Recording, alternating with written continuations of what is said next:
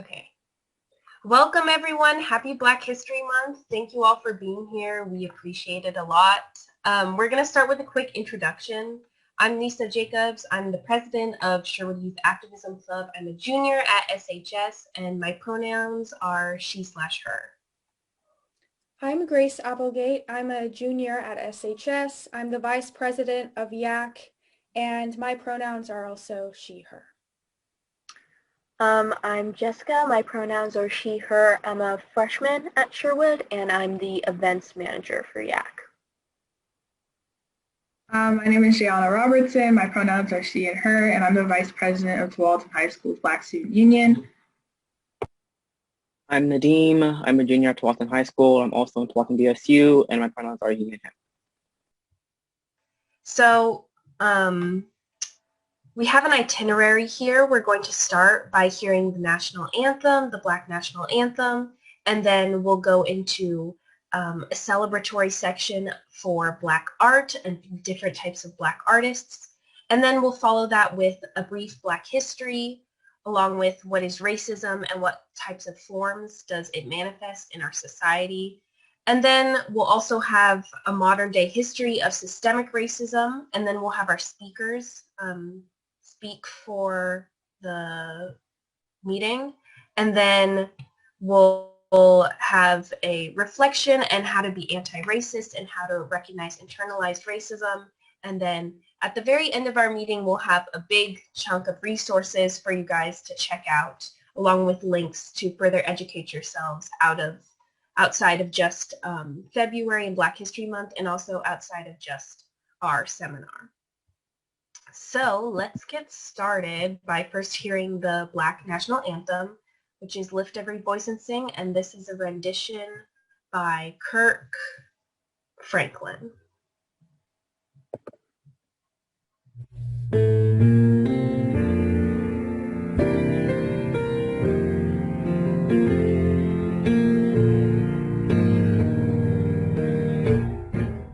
Lift every voice and sing till earth and heaven ring. Bring with the harmonies of liberty. Let our rejoicing rise high as the listening sky. Let it resound. As the rolling sea. I like this part right here. Come on. Sing a song full of the faith that the dark past has taught us. Sing a song full of the hope that the present has brought us. Facing the rising sun of a new day begun. Let us march on. Let us march on. Till victory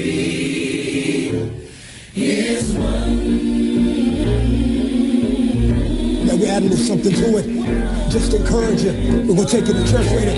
Let's go. We'll keep marching right till the victory is won. To all my brothers out there. Hold your head up, brother, till the victory is won. To all my sisters in the struggle. Keep believing, sister, till the victory is won. Till that day. Till that day comes. Hey. Let us march on To victory. till victory is won. Is won.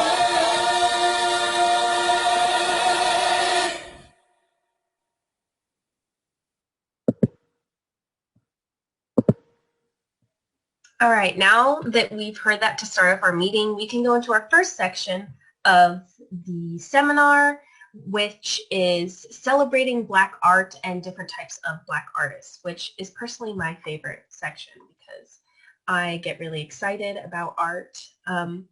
But here we've included some of their works along with the names of who each of these photographers and artists are next to their work. We also have traditional artists, so that's like painters, sculptors, digital artists, along with some of their Instagram handles so that you guys can check those people out and support their work if that's something you're interested in. We also have a list of incredibly talented photographers. Some of them we have linked to their website so you can check out the photography that they've done. And then we also have some poets and speakers along with some of their poetry. And then along with Black art, we also can recognize different fashion icons in the Black community along with fashion stores. We have linked a couple Black-owned Depop stores if that's something you would like to check out. We also have a list of Black artists in the form of music across a wide range of genres. So we have country, we have Afrobeat, all among talented Black musicians. And then lastly, we also have a list of Black-directed films and some music videos as well that are really well done and artistically shot. So those are those slides. And now we can sort of transition into our history portion. So Black American artist Roy DeCarava said, "The artist creates the material that we look back upon as part of history."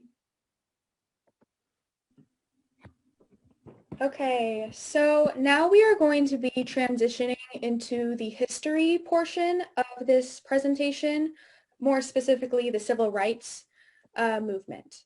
So during Reconstruction, the time after the Civil War, it seemed as if Black Americans would finally get equal rights.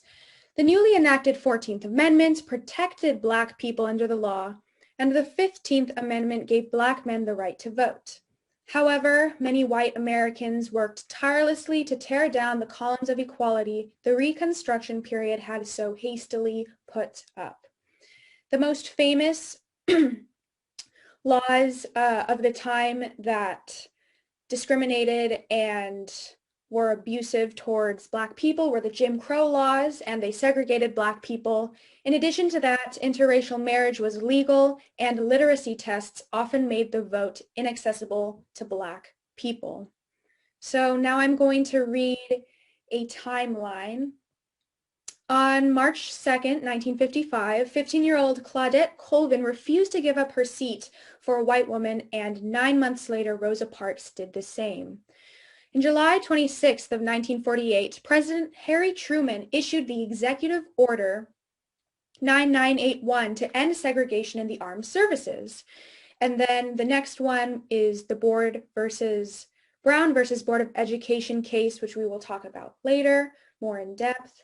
On August 28, 1955, Emmett Till, a 14-year-old from Chicago, was brutally murdered in Mississippi for allegedly flirting with a white woman. His murderers were acquitted, and the case brought international attention to the civil rights movement and kicked off the civil rights movement. So on January 10th to the 11th, 1957, 60 Black pastors and civil rights leaders from several southern states, including Martin Luther King Jr., met in Atlanta, Georgia, to coordinate nonviolent protests. On September 9th, 1957, President Eisenhower signed the Civil Rights Act of 1957 into law that helped protect Black voting rights. Throughout 1961, Black and white activists known as the Freedom Riders took bus trips throughout the American South to protest segregated bus terminals and attempted to use whites-only restrooms and lunch counters. On August 28th of 1963, approximately 250,000 people took part in the March on Washington for Jobs and Freedom, and at the end of this march, Martin Luther King gave his famous "I Have a Dream" speech. On September 15th, 1963, a bomb went off at 16th Street Baptist Church in Birmingham, Alabama, and it killed 4 young girls and injured several other people. This bombing fueled a lot of angry protests. The picture to the left shows an image from Bloody Sunday, which is the name for the clash between local police and Black people who were marching from Selma, Alabama to Montgomery on March 7th, 1965, in the name of giving Black people votes and in protest of Black voter suppression. Local police brutally attacked them, but they were successful in fighting in court for their right to march, and Martin Luther King and other civil rights leaders eventually led 2 more marches and finally reached Montgomery on March 25th. On July 2nd of 1964, President Lyndon B. Johnson signed the Civil Rights Act of 1964 into law, preventing unemployment and employment discrimination due to race, color, sex, religion, or national origin. On August 6th of 1965, the same president signed the Voting Rights Act of 1965 to prevent the use of literacy tests as a voting requirement. In 1968, President Johnson signed the Civil Rights Act of 1968, also known as the Fair Housing Act, providing equal housing opportunity regardless of race, religion, or national origin. And this was a massive stepping stone in the fight for civil rights. So now we're going to go more in depth into 2 cases that revolve around school, which we thought was important since we are all students. In 1892, African-American train passenger Homer Plessy refused to sit in a car designated for Black people, and when he brought his argument to court saying that his rights had been violated, the Supreme Court ruled that a law that, quote, implies merely a legal distinction between white people and Black people is not unconstitutional, even though it was.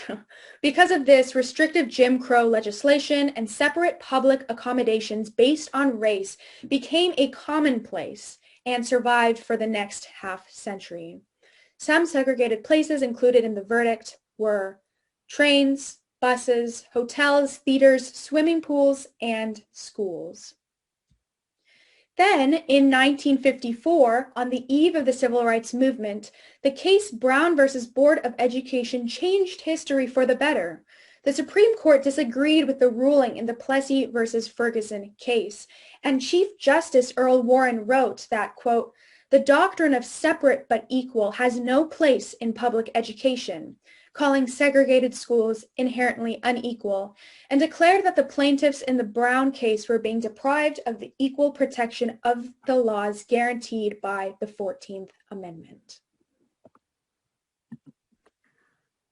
So even though Brown versus Board ruled the outlawing of segregation in schools, the vast majority of schools didn't integrate until years later because of a states' rights technicality.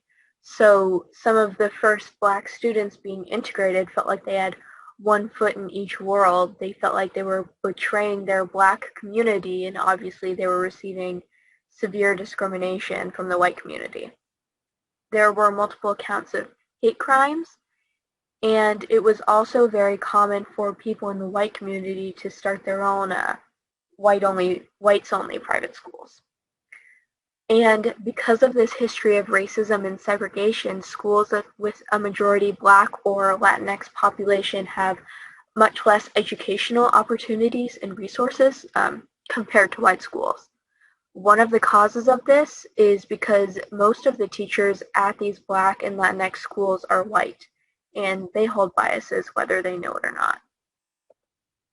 And then here are just some pictures of Ruby Bridges, who was the first Black person to be integrated into an elementary school, and the Little Rock Nine, who were pretty infamous.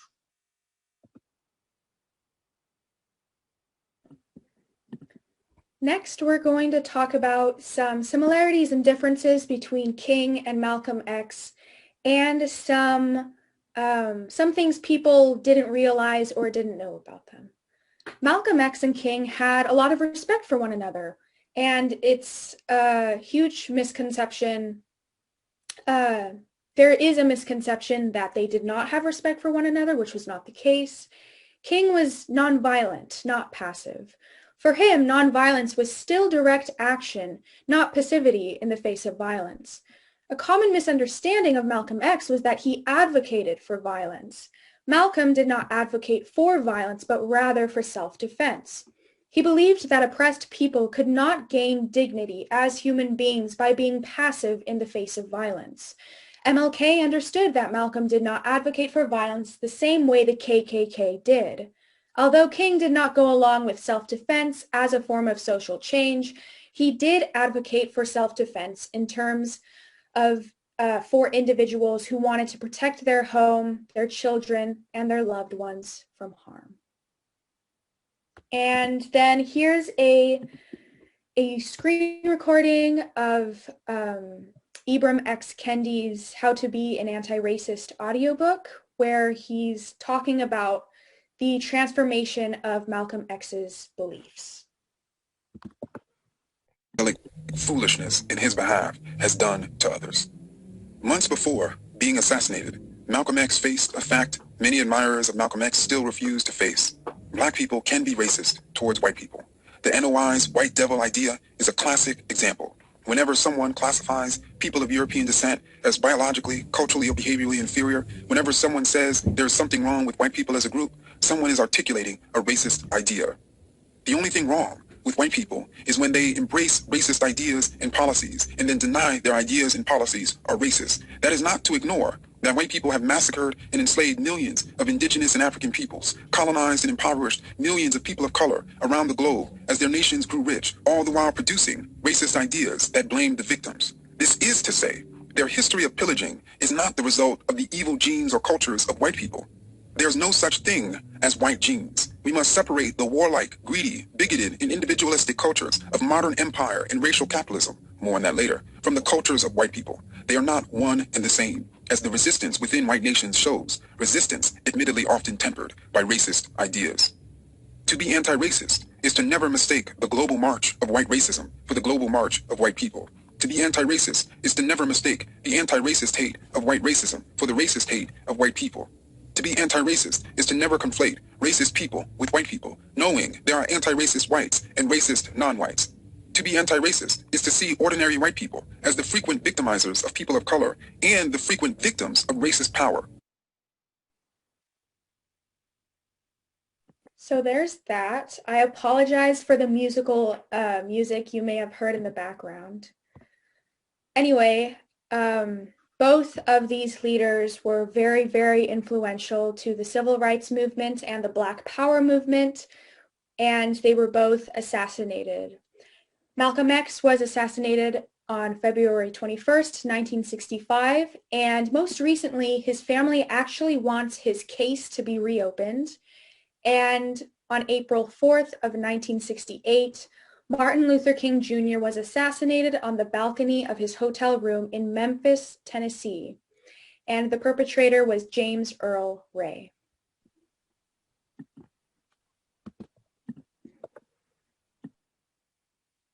All right, let's talk about the Black Power movement of the 1960s and 70s. So they advocated for Black pride, community control, and civil rights. The Black Panther Party was a branch off of this greater, more general Black Power movement, and they were founded in 1966 in Oakland, California by Huey P. Newton and Bobby Seale. They believed in revolutionary socialism and the right of Black people to arm themselves against the U.S. government. They fought for minority and working class liberation. And this movement was a beacon of hope for many in the Black community, but also inspired other racial minorities, such as Asian Americans, and inspired the Yellow Peril movement for Black solidarity. It makes up the roots of what the Black Lives Matter movement is about today. So back to Malcolm X. His teachings greatly influenced the party's dedication to working class unity, militant revolution, and protecting minorities' rights to self-defense. The Free Breakfast for School Children program was a community service program run by the Black Panther Party that set up free meals. The Black Panther Party led the movement against institutional racism, economic inequality, and mass incarceration. The United States' dedication to suppress the movement reveals the American government's commitment to maintaining white supremacy. Here we have some images of the Black Panther Party founders. So we have Huey P. Newton, Elbert Howard, and Bobby Seale. And then also something to recognize is the significance and importance that Black women had in the fight for Black liberation. Black women were the epicenter of the movement. Female Black power activists were not only vital to the infrastructure of the movement, they also advanced gender-specific interpretations of its governing axioms. Complicating common assumptions about their marginalization in the movement, Black women activists fought for more inclusive understandings of Black power, ultimately causing many organizations to adopt a more radical critique of racism, sexism, and capitalism. So some examples of some significant Black women who were at the forefront of the movement are Elaine Brown, who briefly ran for the Green Party presidential nomination in the early 2000s. She's a prison activist, writer, singer, and obviously a former Black Panther Party chairwoman. And then we also have Tarika Lewis, who was the first woman to join the Black Panther Party. She was a visual artist for the party newspaper, and she's also a musician, author, and political activist. And then we also have Angela Davis, who is a political activist, philosopher, and author, and also a part of the Black Panther Party. And these three women are among many other influential Black women who were a part of the movement. So now we're going to transition into the identifying racism part of this presentation. Dr. Kendi said in his book, How to Be an Anti-Racist, that you're either racist or anti-racist. There is no such thing as not racist. So what is a racist and anti-racist? He defines an anti-racist as someone who takes steps to raise their awareness of racism as a whole and take action when they see or hear about racial power inequities in everyday life. On the other hand, a racist is someone who is supporting racist policy by their actions and inaction, or is expressing a racist idea. Something really important that he said was that you can be a racist one moment and be an anti-racist the next. We're constantly changing, we're constantly evolving as people, and it only makes sense that we can change in this area of our lives as well. So here we have a graphic sort of displaying the different dimensions there can be to racism. So sort of a misconception there is about racism is that it's only perpetuated by bad or inherently evil people, which is not true. Racism comes from the bones of society in all of us, and it can be institutional, structural, interpersonal, and internalized. And we'll talk a little bit more about those different forms.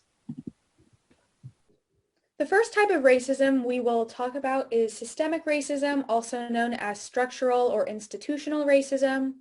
Systemic racism is racist policy enacted and defended by the leaders of our schools, legislation, and country.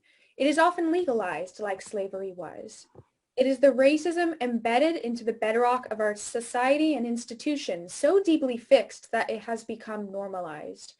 Institutionalized racism directly affects the socioeconomic status of America.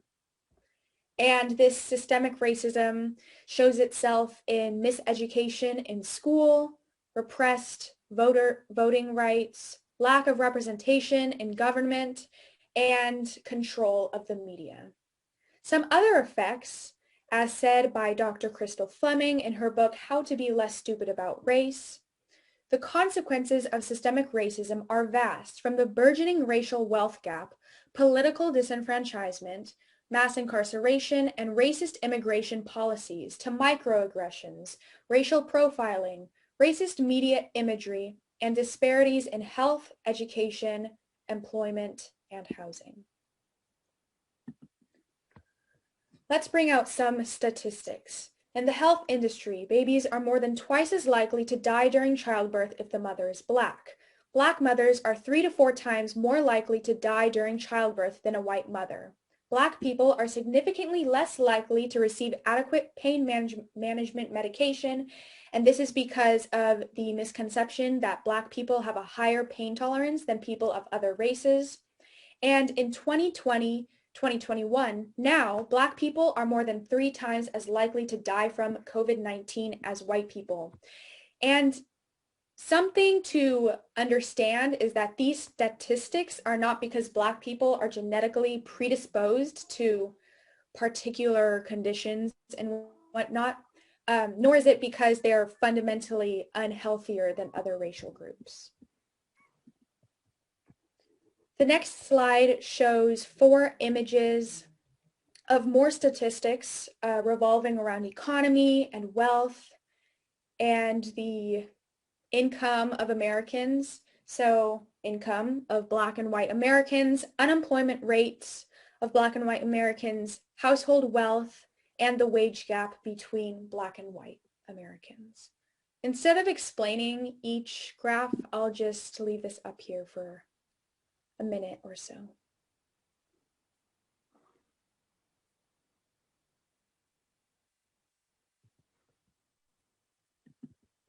The next slide shows another 2 stats, and it shows that in 2018, about the same number of people, both Black people and white people, used marijuana in that year, ages 12 and up. However, to the right, it shows that there were 363% more Black people incarcerated than white people for the same crime. And then to the right is also a stat on parole supervision by race. Black people are supervised by parole officers much, much more than white people are.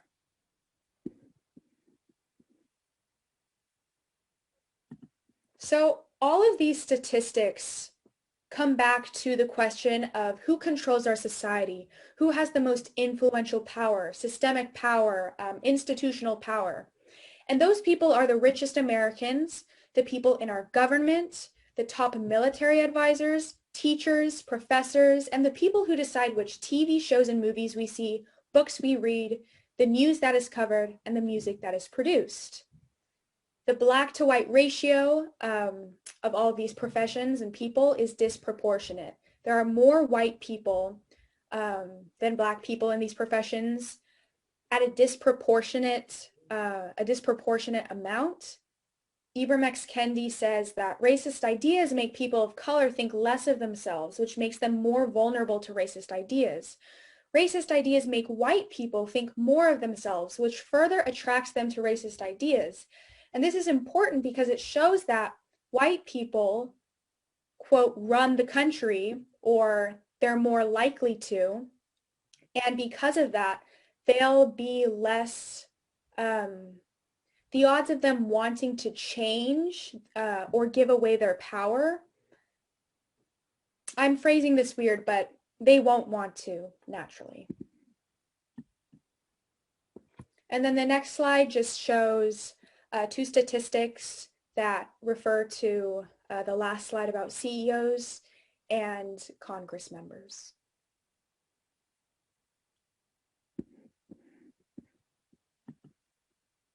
The next type of racism that we will be talking about is interpersonal racism, which is likely the racism that all of you are most familiar with. Interpersonal racism is generally referred to as prejudice or discrimination. Interpersonal racism can be intentional, unintentional, and can manifest itself as silence.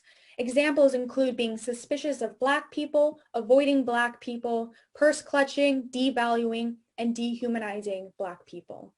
The news often covers dehumanization, for example, police brutality and hate crimes. However, we rarely hear about other harmful and emotionally abusive acts of interpersonal racism. We have all seen or experienced an act of racism take place at school. Was it when a teacher allowed for a racist joke to happen in the classroom?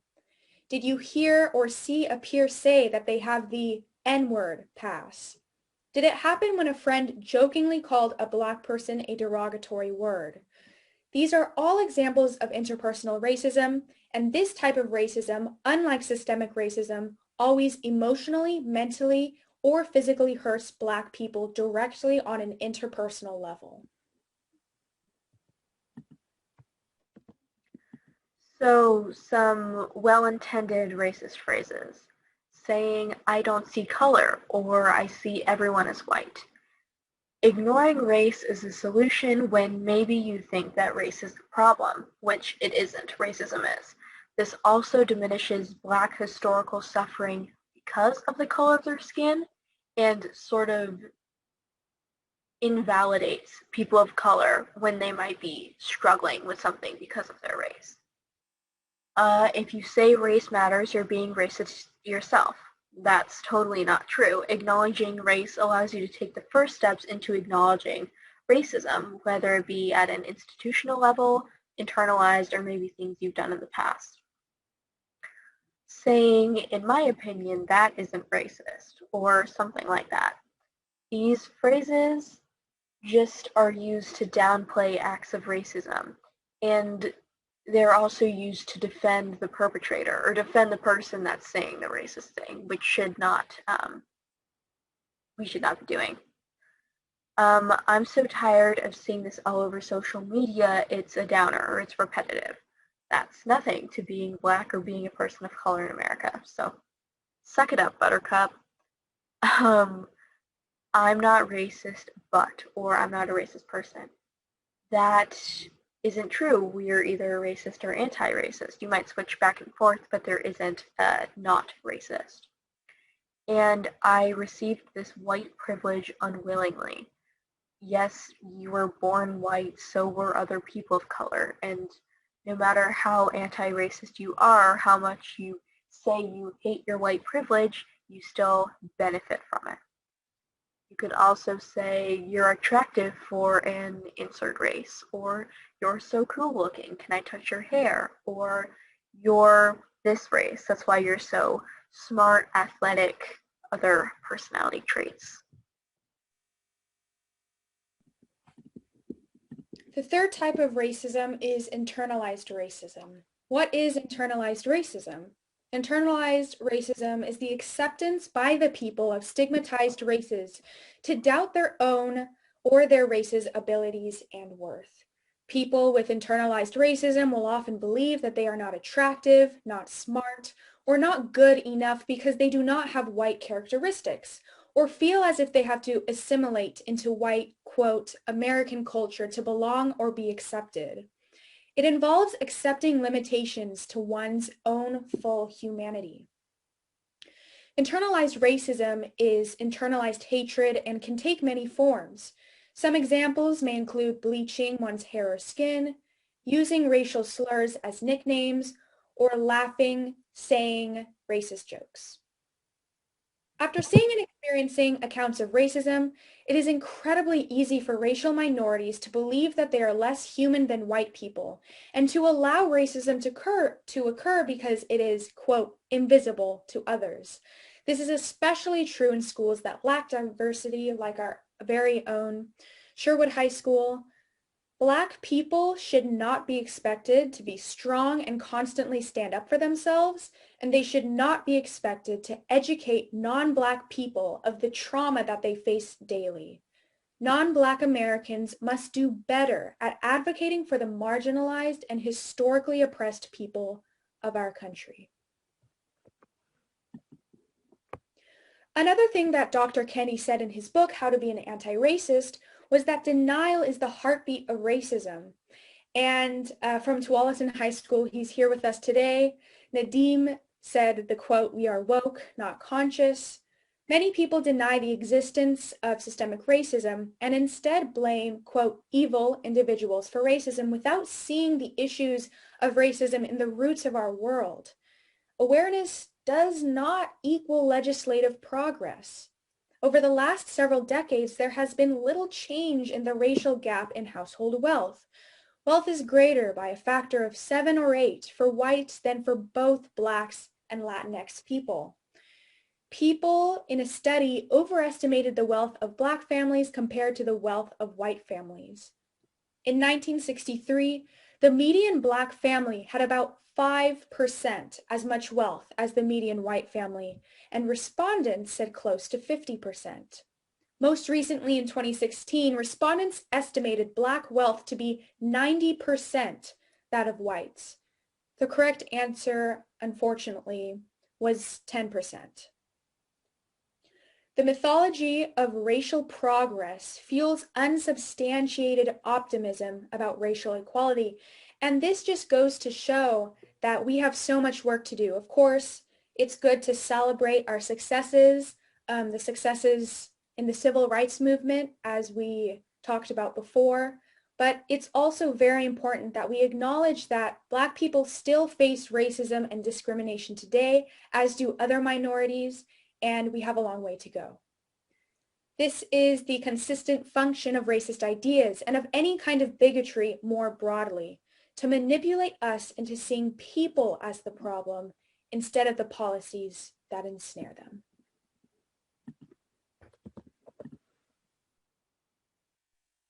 All right, let's talk about systemic racism. So one form of systemic racism is a phenomenon called the school-to-prison pipeline. And the school-to-prison pipeline basically is a phenomenon of excessive punishment used against minority students within American schools that then leads them to further incarceration in the future. So it all began with an increase in school shootings in the U.S. and therefore a demand for more police officers within the school. Police presence within American schools has increased, especially within the past 2 decades since the 1999 Columbine mass shooting. Why is this an increased police presence an issue? Data has shown us that the real issue in schools isn't violence. Instead, it's the lack of mental health resources and support for students. And increased police security on school campuses does not reduce school shootings, but instead perpetuates the school-to-prison pipeline. School shootings continued to happen and even rise in frequency even after police officers were placed in schools across the U.S. Situations like the Marjory Stoneman Douglas shooting in May of 2018 had a police officer present but still resulted in 34 deaths. So an increased police presence within schools has proven to result in excessive punishment and more students falling into the criminal justice system earlier. And these students that are affected are disproportionately students of color. But the school-to-prison pipeline isn't just a product of increased police presence within schools. It's also a product of teachers and administrators who are in control of the degree of punishment that students receive, who also have an implicit bias against people of color.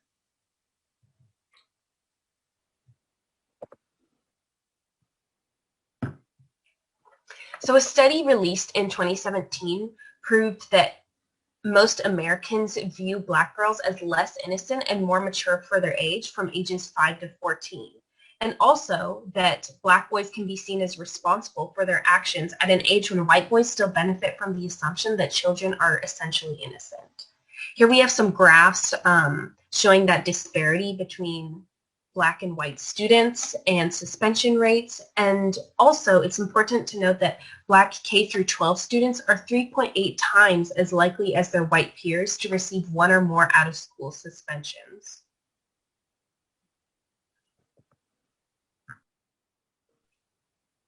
And then here is a graphic showing that Black boys are 3 times more likely to be suspended than their white counterparts, and Black girls are 6 times more likely to be suspended than white girls in schools. So another form of systemic racism is mass incarceration and the prison industrial complex. Mass incarceration is the disproportionate imprisonment of people of color and is especially prevalent in the United States and the UK. It all began with the 13th Amendment, which contains a loophole that enables slave labor within prisons. Because of this, when slavery was mostly ratified, law enforcement incarcerated Black Americans at a staggering rate to keep them enslaved. And despite making up close to 5% of the global population, the U.S. has nearly 25% of the world's prison population. Since 1970, our incarcerated population has gone up 700%. And then here we also have linked the 13th documentary, which is full and free on YouTube, and it's also on Netflix as well. which goes into depth about mass incarceration and the prison industrial complex.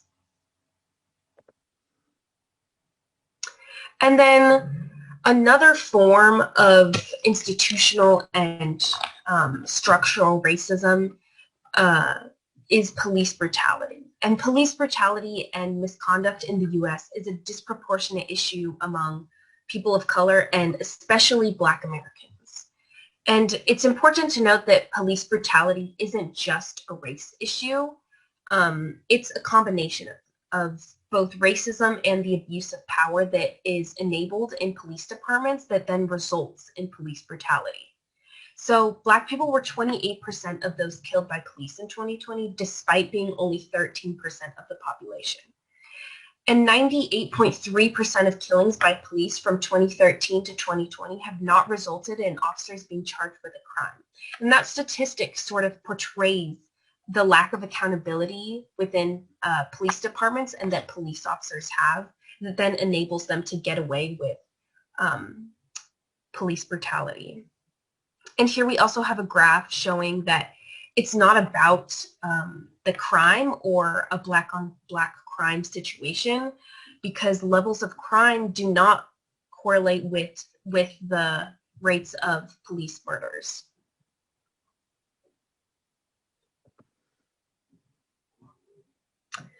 So another idea that a lot of people have about police brutality is that it's this issue sort of reserved for large major cities. But actually police brutality and corruption is happening on a local level almost in every place in the US, and it's happening right in our backyards. So let's talk about the Portland Police Bureau. So in summer 2020, in Portland and Oregon, all over the state, it was filled with protests against police violence and brutality and was largely met with further excessive police violence. People were shot with rubber bullets, tear gas was used on peaceful protesters, and journalists documenting the protests were also assaulted by cops. The Portland police have all been associated with the deaths of Andre Gladen, Kevin Peterson Jr., Aaron Campbell, Jason Washington, and Juanice Hayes, who were all Black men killed by police in or near Portland in situations that could have been avoided if police handled them better. And also a quick thing to note is that Oregon holds a largely white population, and thus instances of police violence against people of color are going to happen less frequently due to population per capita. But local police are not exempt from the policing system that enables their abuse of power, and police brutality in Oregon still very much exists. At the end of the day, there is no easy fix for police brutality. What would help combat police brutality is systemic change in our law enforcement system.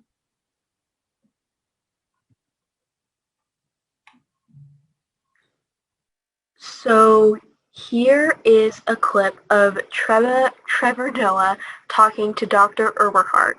She wrote a book called Biased, and they discuss in this interview how bias can be triggered by stress, by panic, and sort of what this means in terms of law enforcement. And this isn't meant to shift blame from police officers' actions, but maybe offer an explanation and a possible solution. So what you do is, I mean, you go in and you teach them what bias is, what implicit bias is, but you also teach them the conditions under which it's likely to be triggered.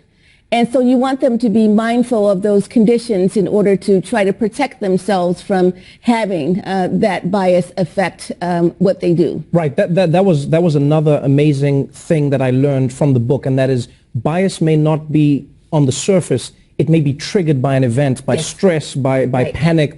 So what you're saying is there may be an officer who's fine all the time. He doesn't see Black people as a threat. But then when a situation becomes stressful, all of a sudden his bias kicks in. It could. It's like an allergy. Right. Yeah.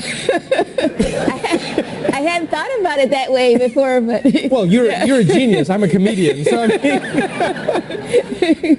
so yeah, I mean, so some situations where you're stressed, where you're threatened, right. where you have to think quickly, make decisions really fast.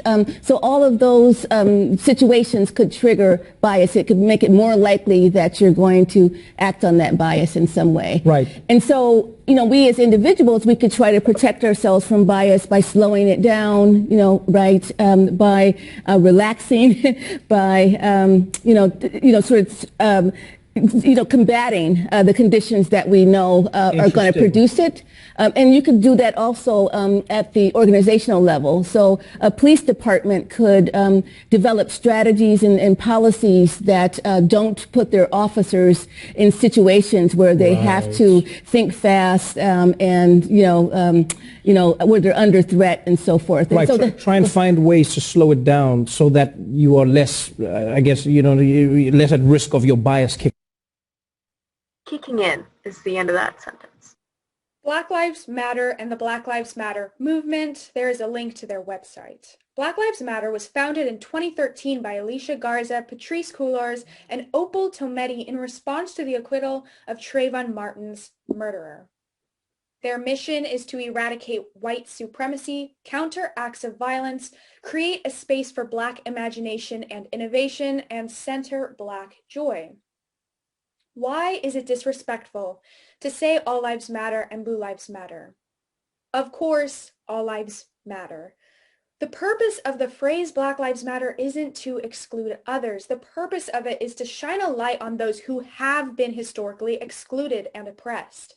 These sayings, all lives matter, blue lives matter, invalidate the movement and silence Black people. Historically, all lives did not matter and still don't matter today because minorities don't. Black lives, Black people matter too. Using the term BLM is only one way of showing allyship with Black people, but it is an essential one. Also, being a police officer is an occupation and can't be compared to the color of one's skin or race because they are born with that and you choose to be a police officer.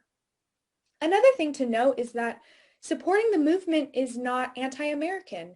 You can really love your country, but also acknowledge and desire change for it. There is an ongoing crisis.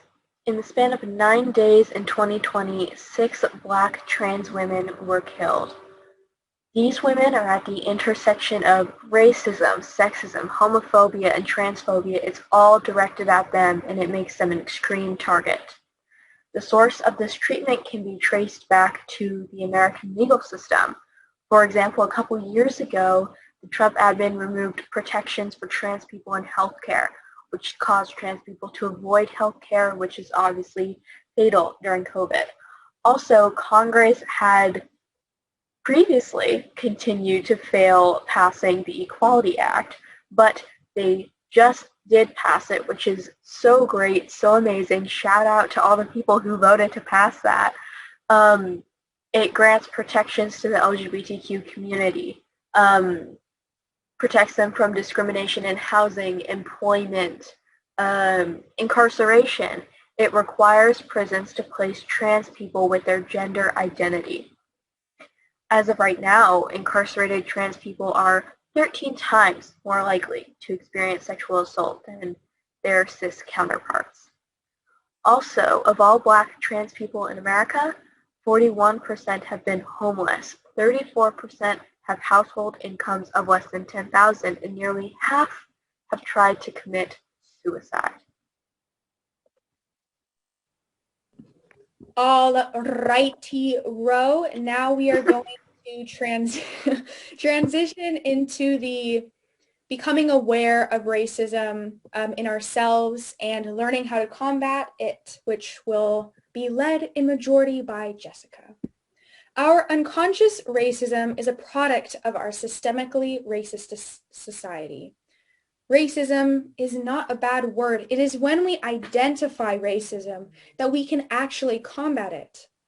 Also, the good-bad binary has been mentioned a few times throughout this presentation, but just to reiterate its harmfulness, it is harmful because it oversimplifies racism and it stops many people from acknowledging the racism inside them.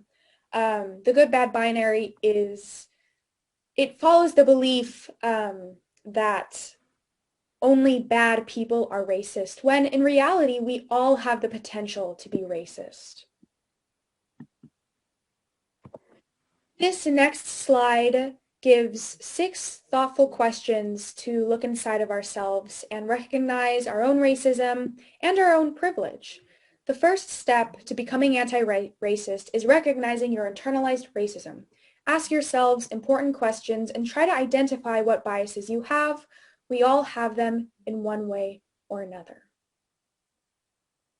And just to note before I read these, privilege isn't a bad thing. When we recognize our privilege, it opens the doors to helping others and realizing the abundance of opportunities that are laid before us can be a very powerful thing when we use those opportunities to the best of our ability. Yeah, you can use your privilege for good to uplift others. Yes.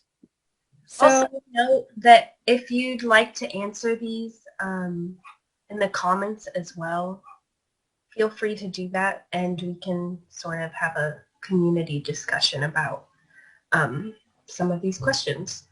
Oh yeah, feel free to, what Lisa said, that's a great idea. Comment your answers to some of these questions down below. What is something that you have done to make things right after you learned that your actions had racist outcomes? What's one embarrassing mistake you hope never to make with a person of another race? What's your earliest memory of becoming aware of racism? What privileges do you have that others do not? How does it make you feel when a person of color calls something you did or said racist, and why? And last but not least, what is one privilege you never want to give up? All right, becoming anti-racist as a white person.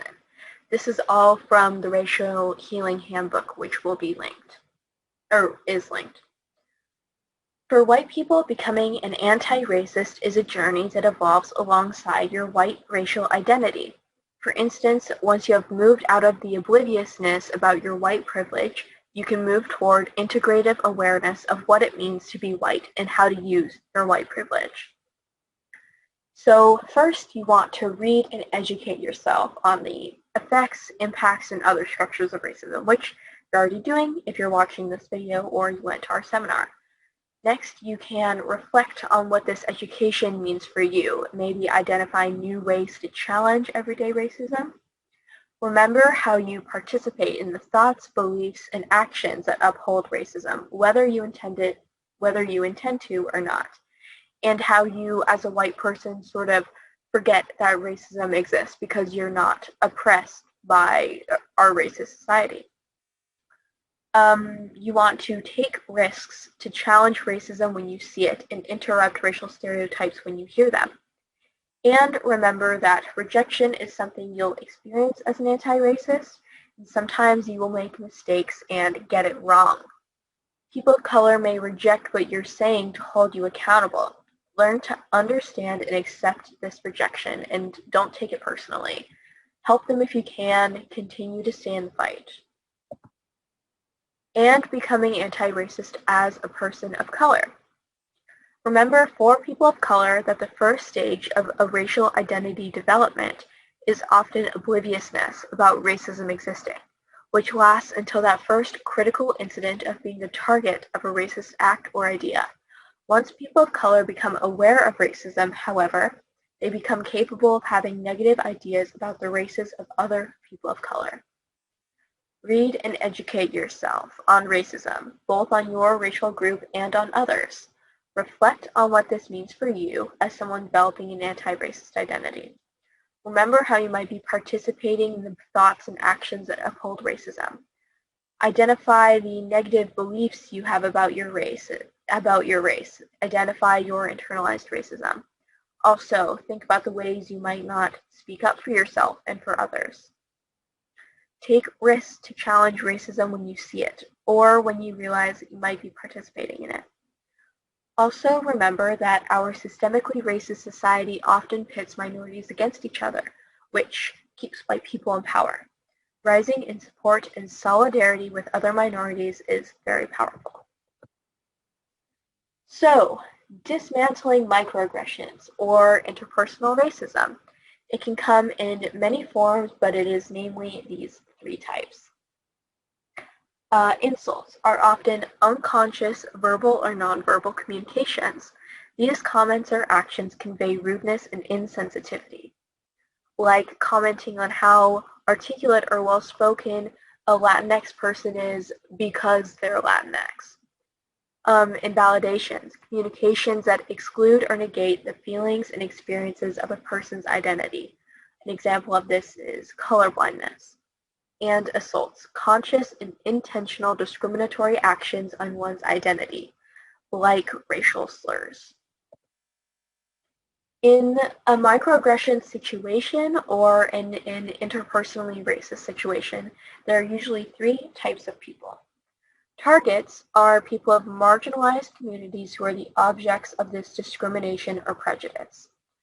Allies are usually those who belong to dominant social groups, like men, white people, heterosexual people, and they support people in those non-dominant groups and they are actively working towards dismantling discriminatory practices. And bystanders. Bystanders can be anyone who sees the unjust actions or communications, but often doesn't understand the connection to bias or prejudice. It's like what isn't being said with the action. We call that the meta-communication. So they often don't see what is really happening behind the scenes there. Okay. And then with us to talk about microaggressions and how we can all be better allies to the Black community, we have Gianna and Nadine from Tualatin BSU with us here today. Okay, so again, we will be talking about microaggressions and how to be better allies. First, I want to address with you all some of the topics that will be mentioned that make, sorry. Sorry. Hey, it happens to me too. You're fine. They're going to be cutting it out, so they're good. Okay, they're good. yeah, okay. Yeah, you're fine. Okay. First, I want to address with you all some of the topics that will be mentioned may cause people to feel certain emotions. Our sole purpose is to educate you and to discuss with you all about how to be better allies and let you know about some of our experiences with microaggressions.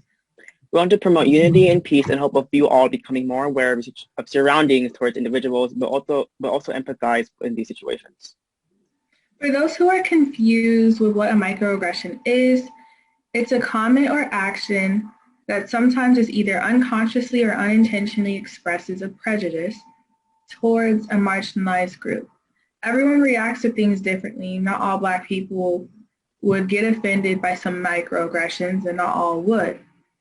It all is just better as individuals to be more aware of one another and more courteous of one another, so we won't be put in these awkward situations and not know how to deal with them. For instance, like when I was shopping at the mall one day, when I went to Sephora, I would sometimes have this one security guard, literally every single time I go to that exact Sephora, the same security guard guy, he'll follow me around while I'm shopping, trying to just get me some makeup. Like, I consider that as microaggression because I feel like he is targeting me as a Black woman thinking I'm going to steal. I put an example of something I experienced was in 8th grade. It was during first period. It was finals week, and some girl asked me if Black people can get sunburned. And I know this question, from her point of view, was supposed to be a place of ignorance, but it's still a question that's very insensitive. So just be aware that when I say a question to any POC, Black or not, just try to be more self-aware and ask yourself if you were in this position, this question wouldn't bother you if you were being asked it. Just saying you have Black friends doesn't automatically make you an ally, or posting pictures of Black people following the activism trends. For example, just changing your bio to have BLM without actually caring about the movement is not showing you're an ally. This is not allyship. This is more of just boosting your self-image rather than advocating for a POC. Whether it's simply listening to someone or protesting, any kind of empathetic behavior, big or small, while also now overstepping your boundaries is to start being an ally. Not only should you be cautious on some of the comments you make towards other minorities, you should want to use your privilege willingly to advocate for the rights without thinking any reward whatsoever. Back to you guys. Thank you both, Gianna and Nadim, so much for speaking and for being with us here today. We appreciate you both very much. All right, so the first thing you want to do is make the invisible visible.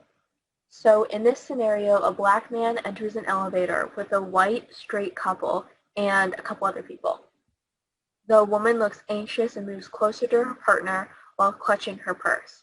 The metacommunication here being black men are dangerous or they're up to no good. One thing you can do is undermine the metacommunication. An ally or a bystander could say, relax, he's not dangerous, and the target could say, no need to be afraid. You could also challenge the stereotype. You could say, I or they may be black, but that doesn't mean that I'm or they're dangerous. You could also ask for clarification. Someone could say, I don't get it. Are you afraid of him or something? And it's also proven that targets in these situations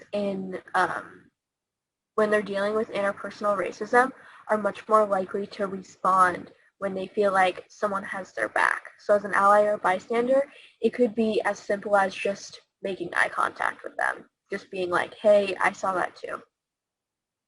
Next, you want to disarm the microaggression. In this scenario, a colleague makes a statement about a new employee who's a black woman.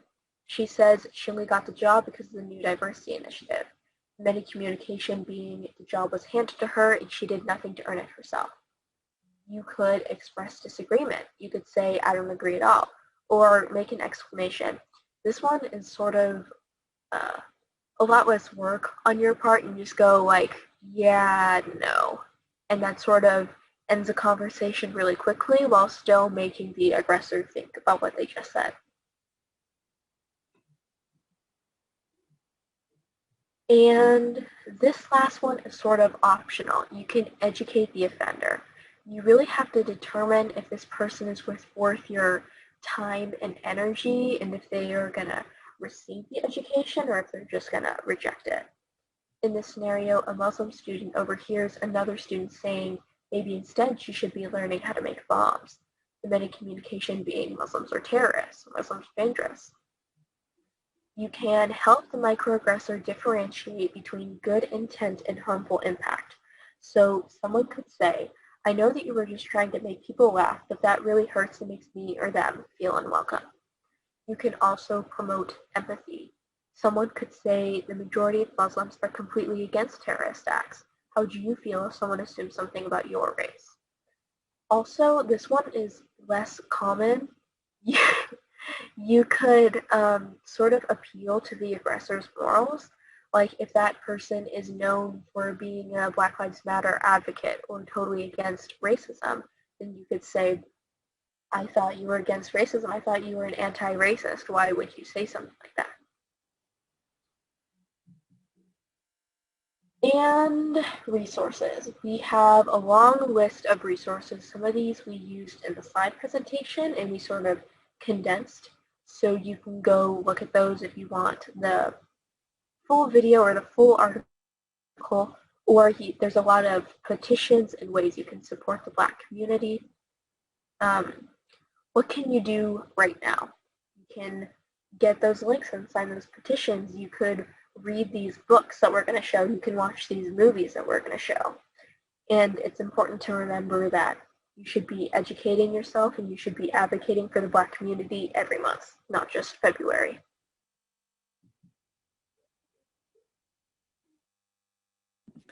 All right, so I think I'm talking about the books, and then Lisa will talk about the movies that she recommends. You guys all check out. here are some links. White Fragility is a great gateway book into learning about racism. The author is a white woman, and she speaks from the experience of a white woman in being racist and how to combat that. How to Be an Anti-Racist by Ibram X. Kendi is a phenomenal book. He's an excellent writer, and we're kind of obsessed. There's a reason that we use so many of his quotes in our presentation. So I highly, highly recommend that you guys check out his book, and also check out his audiobook because it's narrated by him, and just listening to what he has to say about racism is very inspiring, and he's just a very powerful writer. Then to the right, in the middle is a book called Citizen, which takes you through experiences that Black people experience in everyday life. And it's kind of prosy. It's very creative and artistic in the style of writing. And I think there may be a little bit of poetry in there, though there isn't a lot.